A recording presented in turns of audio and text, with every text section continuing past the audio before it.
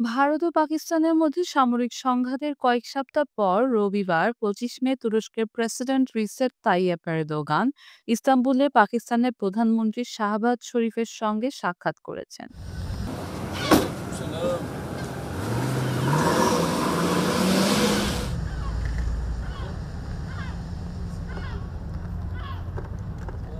দুই নেতা বিশেষ করে প্রতিরক্ষা, জ্বালানি ও পরিবহন ক্ষেত্রে সহযোগিতা বাড়ানোর জন্য আলোচনা করেছেন। এরদোগান বলেছেন, সন্ত্রাসবাদের বিরুদ্ধে লড়াইয়ের শিক্ষা, গোয়েন্দা তথ্য ভাগাভাগি ও প্রযুক্তিগত সহায়তায় দুই দেশের সংহতি বাড়ানো দরকার।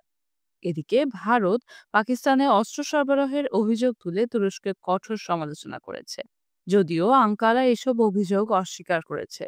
সম্প্রতি ভারত শাসিত কাশ্মীরের পেহেলগামে সন্ত্রাসী হামলার পর এরদোগান দুই পক্ষকে উত্তেজনা কমিয়ে সৎ বুদ্ধি দেখানোর আহ্বান জানিয়েছিলেন এবং আন্তর্জাতিক তদন্তের পক্ষে মত দিয়েছেন।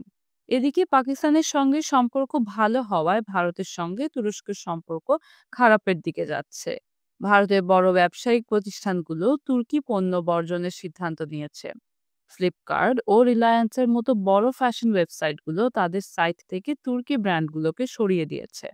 তবে তুরস্ক থেকে ভারত প্রতি বছর $2.7 বিলিয়ন পণ্য আমদানি হয়, যার মধ্যে রয়েছে খনিজ জ্বালানি ও মূল্যবান ধাতু। ভারতীয় ভ্রমণ সংস্থাগুলোও তুরস্কে ফ্লাইট, হোটেল ও ছুটির প্যাকেজ বুকিং স্থগিত করেছে। দেশের বেসামরিক বিমান মন্ত্রণালয় 15 মে তুরস্ক ভিত্তিক একটি বিমান পরিষেবা সংস্থার নিরাপত্তা ছাড়পত্র বাতিল করেছে।